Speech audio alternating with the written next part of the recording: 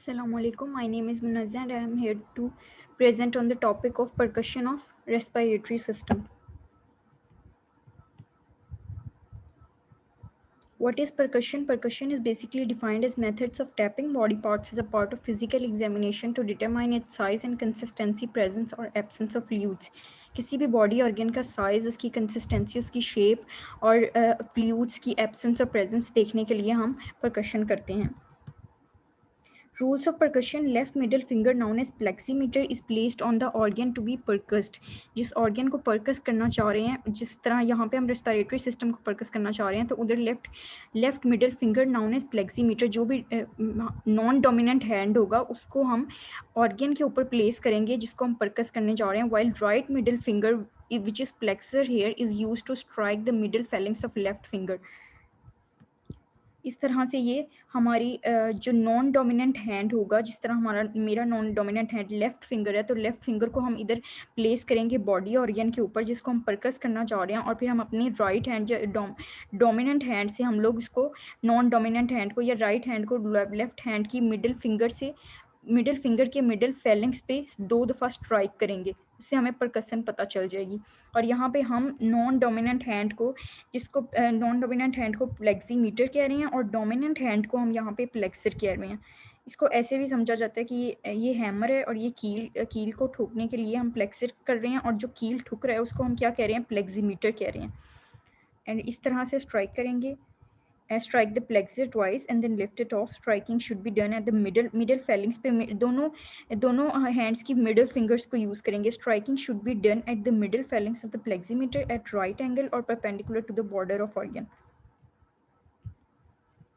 इस तरह से स्ट्राइक करेंगे. ये प्लेक्सर और प्लेक्सीमीटर हो गया.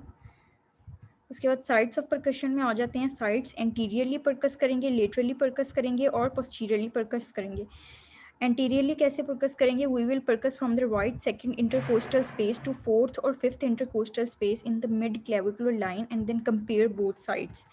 ये मिड क्लेविकुलर लाइन है यहाँ पर, और हम यहाँ पे सेकंड से लेकर फोर्थ और फिफ्थ तक एंटीरियरली में सेकंड से लेकर फोर्थ और फिफ्थ तक इंटरकोस्टल स्पेसेस तक परकस करेंगे. उसके बाद लेटरली में आ जाते हैं. Percuss fourth to seventh intercostal space, fourth से लेकर 7 इंटरकोस्टल स्पेस तक हम लेटरली में परकस करेंगे. उसके बाद पोस्टीरियरली आ जाता है. Apices spine of scapula 4 to 5 centimetre below the spine of scapula to the 11th rib. Posteriorly में 11th रिब तक हम परकस करेंगे. उसके बाद आ जाते हैं टाइप्स ऑफ परकसन नोट्स, जो हमें साउंड जो सुनाई देते हैं परकसन नोट से. Resonant note is produced by percussion of normal lung tissue. Tympanitic note तब प्रोड्यूस होगा जब air filled organ. Resonant note हमारा नॉर्मल लंग टिश्यू में, जब नॉर्मल पर्सन में प्रोड्यूस होगा रेजोनेंट नोट, मतलब नॉर्मल लंग टिश्यू में प्रोड्यूस होता है रेजोनेंट नोट. और उसके बाद इंक्रीज्ड रेजोनेंस नोट प्रोड्यूस होगा. टाइप्स क्या हो सकती हैं उसकी? टिम्पैनेटिक और हाइपर रेजोनेंट. टिम्पैनेटिक में क्या होगा? Air filled cavity organ such as empty stomach. किसी भी ऑर्गन में जहाँ पे एयर बहुत ज़्यादा फिल हुई है वहाँ पे हमें टिम्पैनेटिक नोट प्रोड्यूस होगा. हाइपर रेजोनेंट तब होगा जब lung is hyper inflated such as pneumothorax और एम्फीसिमा के जो पेशेंट्स होंगे उसमें हाइपर रेजोनेंट नोट प्रोड्यूस होगा. उसके बाद टाइप्स ऑफ डिक्रीज्ड रेजोनेंस आ जाता है, जो कि 3 तरह की हो सकती हैं.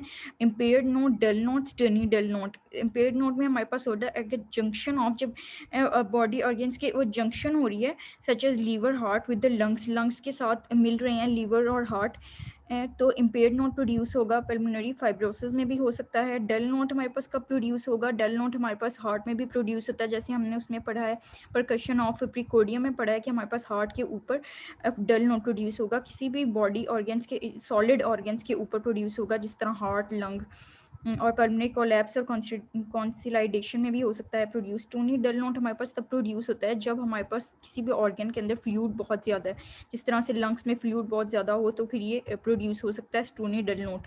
प्लूरल इफ्यूजन और एम्फीमा, ये जो पेशेंट्स होते हैं इनमें स्टोनी डल नोट प्रोड्यूस होगा.